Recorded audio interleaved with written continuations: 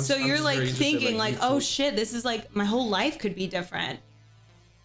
So scary. It's so scary. But no, I'm sorry. But I just found it very, very fascinating that you close your eyes and you refuse to, like, you don't Yeah. even want to see the place. Because I didn't want to have the fear of what objects were in there, or like, you know, I knew that I had to get the surgery done no matter what. So by psyching myself out by getting to see the operating room and how intense it was would have been like the wrong choice for me, because I felt so small compared to the doctors, and I felt like a child again with my incident, because you have this team of people that are not necessarily talking down at you, but they're deciding your life for you, right? Mm-hmm. Your life is in their hands, and it's very intimidating.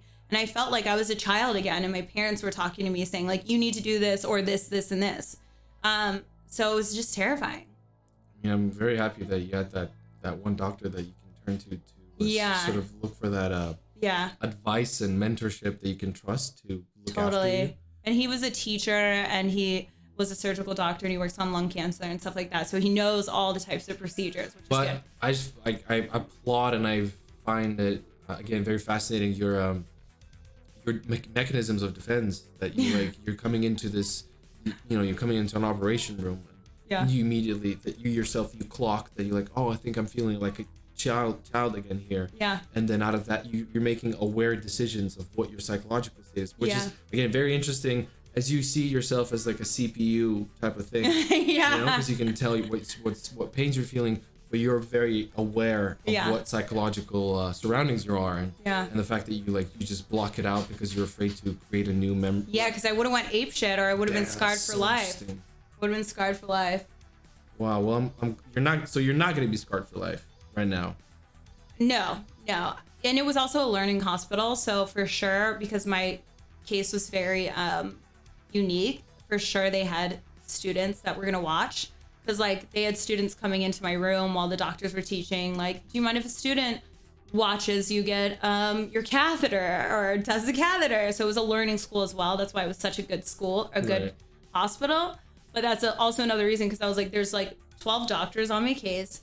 There's 6 of them going into the surgery room with me, 4 nurses. I don't know how many people are going to be watching the surgery as well. Like, I'm not fucking dealing with this. Because the more people around your situation, the bigger you think the problem is. Right? And But they it's still also don't want interesting. you to freak out. So they don't tell you, like, they kind of withhold certain information because they need you to heal and not react certain ways. Doctors are notorious for that. So they have to play in with the fact that Yeah. your mental preparation. Like, if it's to really receive bad, information. a doctor won't tell you how bad things are if they know you're going to move around or do something that's going to like affect you while they're dealing with you. So they have to psychologically also read you, the kind of person you are, then Yeah. the kind of decisions you would be making on this or that. Like, I was really lucky. Like, I had my first hour in the emergency room. One of the doctors came in, and I didn't want to take medicine after I'd taken pain medicine in the inside of the ambulance. I refused to take medicine in the hospital as well because my mom was addicted to stuff. So I was like, you guys aren't giving me medication. And another doctor had to come in, and he was like, I can tell you're in a lot of pain, but I was very stoic. Like, I didn't show my pain, and I was just laying there and I was just breathing. I wasn't talking, I was just breathing. And he was like, I can tell you're in a lot of pain. You need to take this. Like, the way you're handling this right now, we all know that something's really wrong, and you need to just let us take care of you. So I think also. And you were just laying there stoically. I was in the case that laying there like this, your and I was pain just going. threshold level, it must be insane. No, I just block it out. I'm really good at blocking things out. Yeah, I think I do have a high pain threshold, but I also am just really good at being like, there's nothing you can do about this besides dealing with it. So just breathe through it. You know, So a just block it stoic out. approach is like part of your operating system that is like Yeah. naturally there. Yeah. Damn. Some That's why doctors she's- have horrible bedside manner. Yeah. Yeah, man, you're tough. Somebody's saying tough. You have a tough disposition towards this all. Yeah. Oh, thanks, man, Poke. What about you? Have you ever had like any major injuries? I mean, I broke a finger a couple times. Did it hurt? I had a lot of brain concussions. What's this? This is a scar. It's twice in my life. At first, I hit a table corner. So that's why you have this one, and then you have another one. And then on top of it, I hit it another time when I was 17, and I have one here and there. I was very hyperactive as a kid, so I keep running in. I hit my head a lot. That's the only substantial damage that I constantly over and over did was my head. Yeah. Everything else, I'm pretty lucky. Didn't break anything. Didn't break my back. Broke a nail. Broke a finger. That's hit my head great. a lot. And But you had to get stitches. I had a lot of stitches. And Did you ever have a freak out moment when you were a kid to get stitches? no, because I was so used to it that I always had stitches on my head.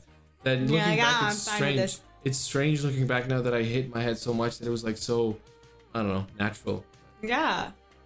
What a blonker. What does that mean? Thank you, Modi. Yeah, Women actually do have a higher pain tolerance. Absolutely. Women actually do have a higher pain tolerance than men. Insane. You have insane pain threshold capacity as opposed to us dudes. Like, Yeah. I can take it. Sure. I would never compete with a woman in a pain threshold capacity competition. He's not sweating. He's just moisturized, guys. Maybe I am. Maybe I am. No, you're not. You're just But this is what okay, guys. If you think he looks sweaty, then your ass needs to drink some fucking water because he just looks hydrated. Thank you very much. Yeah. I mean, it is nervous. It's a nervous environment. It's like a high pace. All you guys are stressing him out. Yeah. I just glow. Thank you, Dave. There we go. I'm just glowing. What is water? Yeah. These are all like computer dwellers, so they really don't get out much. So they don't know what healthy is. You guys don't go out much? They forgot what healthy is. No. They do. Maybe some of them are out. Maybe they are out walking around because the technology. Rude. I don't touch grass. See? Don't touch grass. I've never been outside in my life. What is I haven't outside? left my cave in 5 years. See, I'm telling you. 5 years? That's a lot of times in your cave. No birds shut. I'm actually on my phone at work. That's He's out. There we go. Putting in the hours. Is this what you think of your chat? What is the sun? The sun. No, but like sun? a little bit, because when I started streaming, my vitamin D was lowered extreme amounts. So I don't necessarily think you guys are all unhealthy, but I definitely think a lot of you need to get outside more, for sure. For shining reasons, you need to get out more. Yeah. Because, come on, 5 years in a cave, whatever. So, I love like literally I started streaming and then my doctor was like, you have a vitamin D deficiency. You have a vitamin. And I was like, oh, I can directly put this back to streaming. I'm not going outside anymore in the daytime. But you just get out in the morning. Get some sun in the morning. Yeah. Well, now I'm healthier. Shining. Now I'm like, yeah. Right. And now that you're healthier, are you going to stay healthier is the question. Yeah, I mean, I hope so. Only time will tell. But I feel like if you get to a point where you're like, unless something like dramatic happens, but if you get to a point in your life where you're like feeling good and everything's going good, or you're making everything go good and you're achieving what you want, then why would you falter? Unless you're hanging out with the wrong type of people. But it's easier said than done, isn't though? I mean, again, someone who's so successful as you are, right? I don't think I ever let other people bring me down.